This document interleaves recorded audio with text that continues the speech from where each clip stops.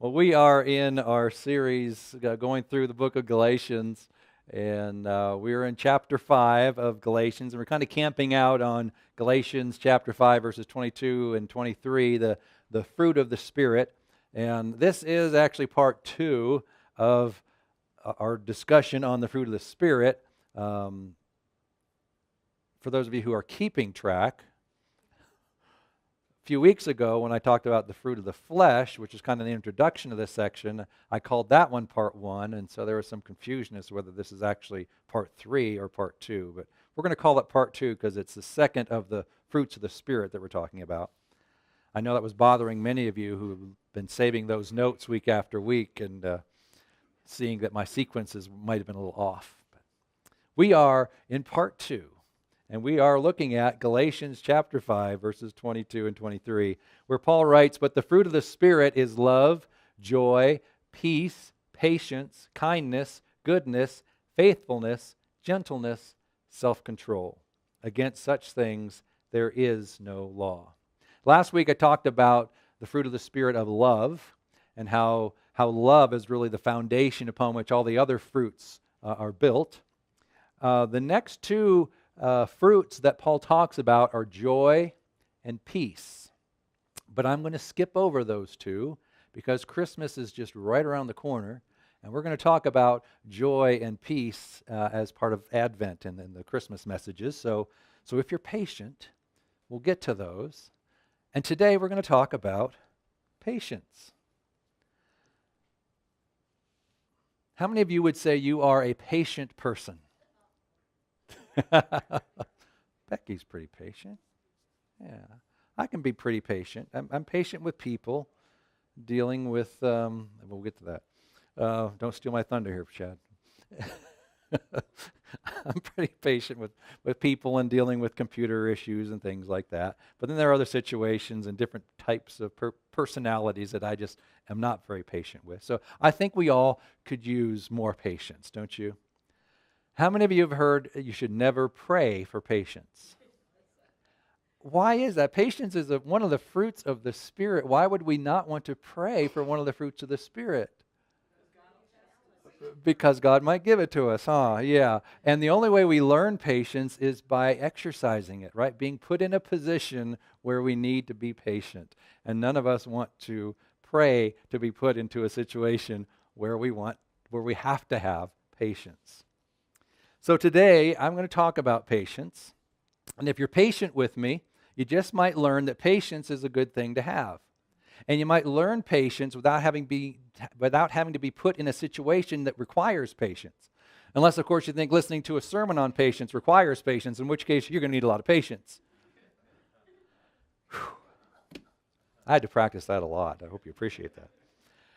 But yeah, Chad, you mentioned it. I heard you kind of mutter it a little bit. What's the big deal about patience? If you want patience, go to a doctor's office. There's lots of patience there, right? No, that's not the kind of patience we're talking about, is it? Here's the definition of patience according to the Oxford Dictionary. Patience is the capacity to accept or tolerate delay, trouble, or suffering without getting angry or upset. And I want to add in there, and without quitting. Right? Because a lot of times when we lose patience, we just give up. So I would add that to the definition. Some synonyms of patience are forbearance, tolerance, restraint, and self-restraint. So today what we're going to do is we're going to look at some examples of patience and try to learn from these examples so that we can have more patience when we need it without having to go through all those trying times that build patience. The first story I want to look at is Chinese bamboo tree. I don't know if you know anything about Chinese bamboo trees, but it takes 5 years for a Chinese bamboo tree to grow. The bamboo farmers, or whatever they're called, have to nurture that seed for 5 years. They have to prepare the ground, plant the seed, and they have to water and fertilize and weed and take care of it for 5 years before anything pokes its head above the dirt. So for 5 years, it looks like you're just watering dirt. But then once it does break through that dirt, within 5 weeks, it grows 90 feet. in 5 weeks. So the question is, does a bamboo tree grow 90 feet in 5 weeks? Or does it grow 90 feet in 5 years and 5 weeks? See, it takes a lot of patience. And it takes 5 years and 5 weeks to get a 90-foot tall bamboo tree. Because if you give up, if you don't have patience, and you stop watering and nurturing that seed at any time during the 5 years, then it will die and you won't have a bamboo tree. So a bamboo tree takes patience. And we'll talk a little bit more about that later. So now let's take a look at 5 biblical cases, 5 characters in the Bible who are known for their patience, and see if we can find a common thread in their stories to help us understand how to have more patience. First one we're going to look at is Noah. Noah, the ark builder. Would you say it took patience for Noah to build an ark? Keep in mind that in Noah's time it had never rained. The earth was still covered with this water canopy type atmosphere, and so it had never rained. And when God came to Noah and said, I want you to build an ark, a boat, because I'm going to send rain and flood the earth, Noah really had no idea what that meant. I mean, he may have, I'm sure he was familiar with boats because they had, the ocean and lakes and things. So he knew about boats, but the concept of water falling from the sky and flooding the earth was just a foreign concept to him. But yet he had faith that God knew what he was doing, and he set to carrying out what God had asked him to do. And we don't know exactly how long it took Noah to build the ark, but best guesses are around 55 to 75 years that it took Noah to build this. Can you imagine working on one project for 55 to 75 years? What kind of ridicule he would have had to have put up with from his neighbors and family members. Day after day, going out there, working on this big boat in your backyard, and your neighbor comes by, Noah, what you doing? Oh, I'm building an ark. What's an ark? Oh, it's a big boat that's going to, God's going to send a flood to wipe out the world, and he wants me to build this boat. And you imagine how well that went over with the neighbors. Yeah, right. There's no water for a boat. You're wasting your time. And so week after week, day after, year after year, he's out there building this boat and putting up with all the ridicule. It took patience. It took patience for him to complete that project. But when the time came, he finished it.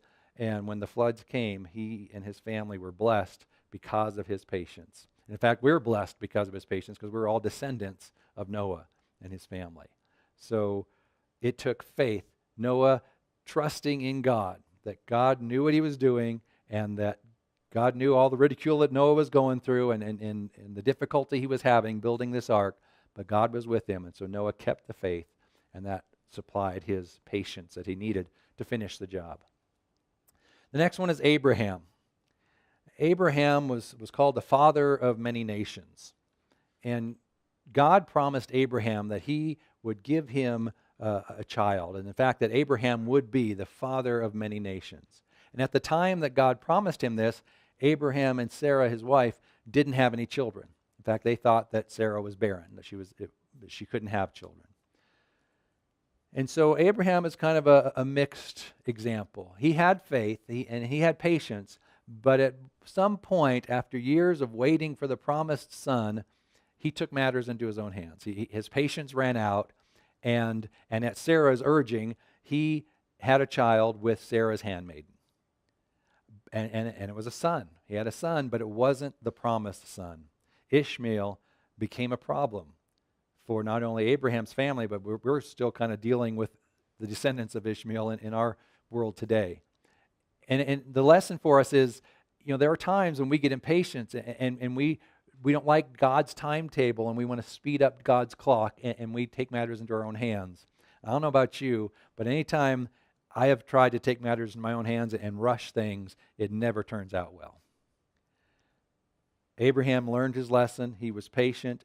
And when he was 100 years old and his wife was 90 years old, God fulfilled the promise and gave them a son. And Abraham became the father of many nations. But it was through his faith, and he stumbled and fell, but then he came back and was patient and waited on the Lord and his timing. And he finally finally received the promise. In fact, in Hebrews 6:15 it says of Abraham, and so after he had patiently endured, he obtained the promise. So through his faith in God, he was given patience to persevere and receive the promise. The next one we're going to look at is Joseph. Joseph went from a pit to prison, finally to a palace. When Joseph was very young, God gave him this vision that he was going to rule over the nation of Israel, that he would rule over his family and the nation. And his mistake was he shared that vision with his older siblings. And his older brothers didn't like the idea that they would one day have to serve their younger brother. So they decided they would get rid of him. And they took him and threw him in a pit, and while they contemplated how to do away with him, and cooler heads prevailed, rather than killing him, they just sold him into slavery. And while he was in slavery, some things happened, and he got thrown into prison unjustly, but he found himself in prison for a long time. And all this time, you can imagine Joseph thinking, okay, God, what happened to that vision of me ruling over your people? How can I do that from prison? But he patiently endured. He trusted God. He had faith that God knew where he was, what he was going through, and that God would be true to his promise. And sure enough, he finally gets out of prison and is in the palace of Pharaoh and is eventually given charge over the nation of Israel and Egypt. And so through his patience, through his faith in God that gave him patience to go through all those difficult situations, the promise was received. So Joseph had patience. Job, of course, when you think of patience, we think of Job. If you've ever seen a very patient person, you refer to them as, oh, you have the patience of Job. Job was a very wealthy man, and he was a very faithful man, and he loved the Lord, and he served the Lord. And for some probably the strangest story in the Bible, for some reason, God allowed Satan to test Job's faith. And he allowed him to take everything away from Job. And Job, even though he lost everything, he lost his livestock, his wealth, his servants, his buildings, and ultimately lost his kids, Job remained faithful to God. And he patiently persevered, all this stuff. His friends came to him and said, what did you do? You confess your sin. You must have done something in order for God to treat you like this. So confess your sin. And Job said, I am innocent. I faithfully served God. And even his wife said, just curse God and die. But Job, to his credit, remained faithful and patiently waited to see what God had in store for his life. And he said, God giveth and God taketh away. His faith gave him patience, and eventually God restored all that was taken away from him. The last one you may not be as familiar with, Simeon. Simeon, and we're not sure exactly how old he was, but at some point in his life, the Holy Spirit revealed to him that he would not die until he beheld the Messiah. And in Luke chapter 2, we're told that when Simeon was a very old man, that he got to see Jesus. After the birth of Jesus, Joseph and Mary brought Jesus to the temple to present him and dedicate him to the Lord. And Simeon was there, and he was able to hold Jesus and behold the fulfillment of that promise. And he knew that now he could die having seen the Messiah. But he had to go through many years waiting for that promise. So he had to wait patiently to see the fulfillment of that promise, that he would see the Messiah. He had faith in God and his word, that God would be true to his word, and that Simeon would in fact not die until he held the Messiah, and that his patience was rewarded. So there's 5 examples in the Bible of 5 men of patience. What is the common theme that runs through all of their stories? Faith. Faith is the common theme. Their strong faith in God is what made them patient, or what gave them patience. And really, when we become impatient, it's really an indicator of how strong our faith in God is, and whether or not Christ is really Lord of our life. Are we yielding to his will and his timetable, Or are we wanting things to go our way? We want to speed things up. We want it done quite quicker. Our society is such an impatient society. I remember way back when we didn't have microwaves, when microwave ovens first came out, and you can cook a meal in 2 minutes that used to take 35 or 40 minutes in the oven, and wow, instant food. And then there, of course, there's instant coffee and instant messaging, and news happens, and everyone around the world knows it instantly. And with social media, things happen, and instantly, whether you like it or not, it gets shared around the world.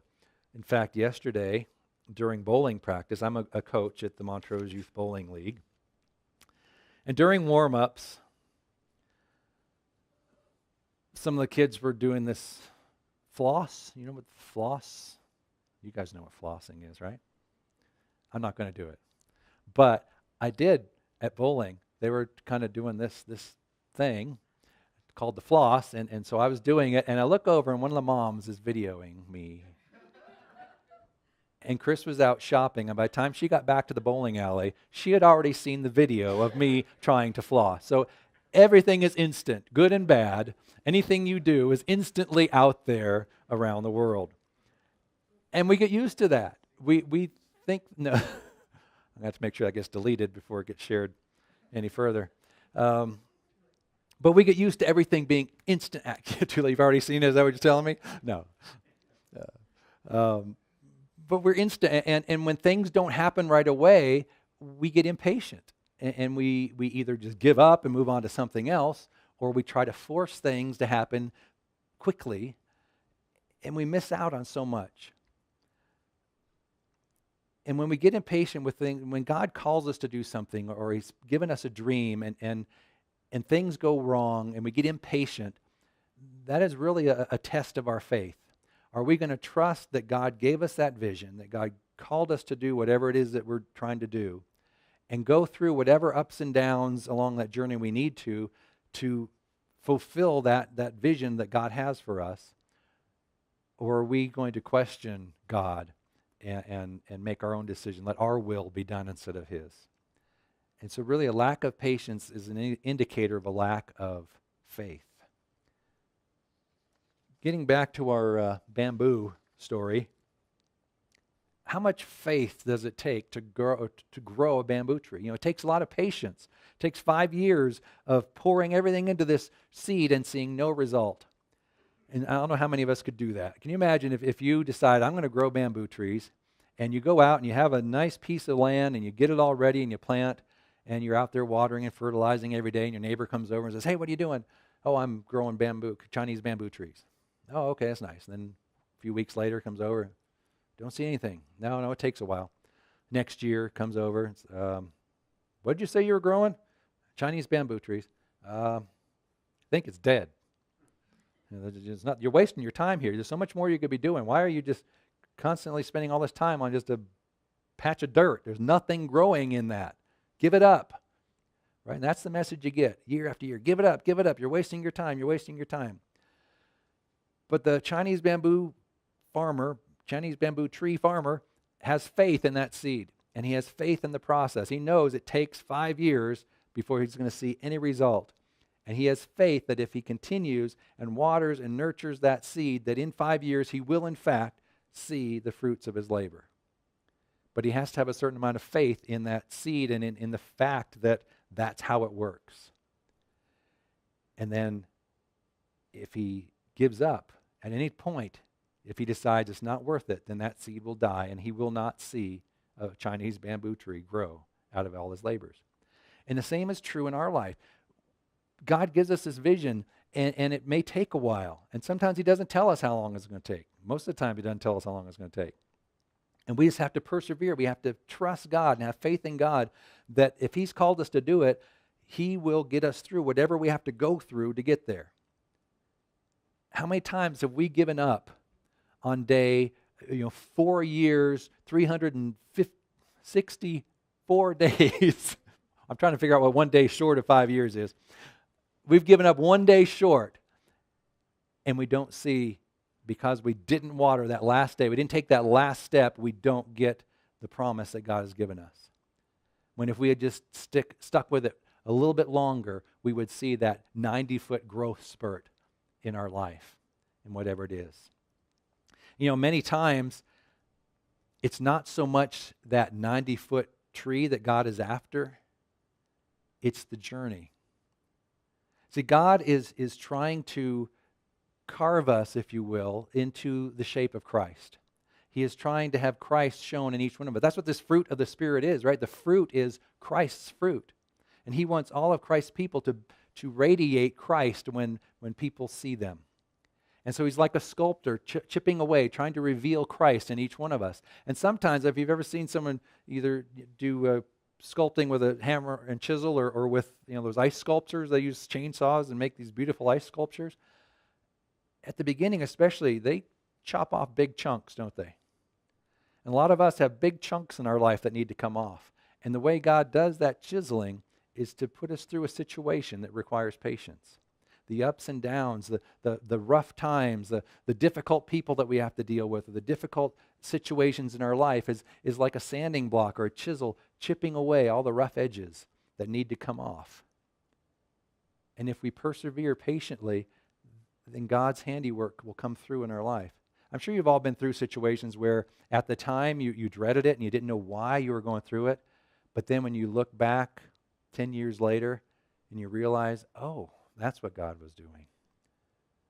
I wouldn't want to have to go through it again, but I'm glad I went through it because now I see what he was doing. And it was better for me to go through that than to quit halfway through. Patience gives you perseverance, and going through those struggles, it really shapes the character. It gives you the character of Christ, and it's the process that God puts us through to reveal Christ in our life. The fruit of the Spirit is patience. For those of you who have had children, how long does it take to have a baby? 9 months. After 4 months, if you decided, well, I want this baby now, can you do anything about that? It wouldn't be wise. I mean, I suppose physically you could, but it wouldn't be wise to rush that, right? A baby takes 9 months.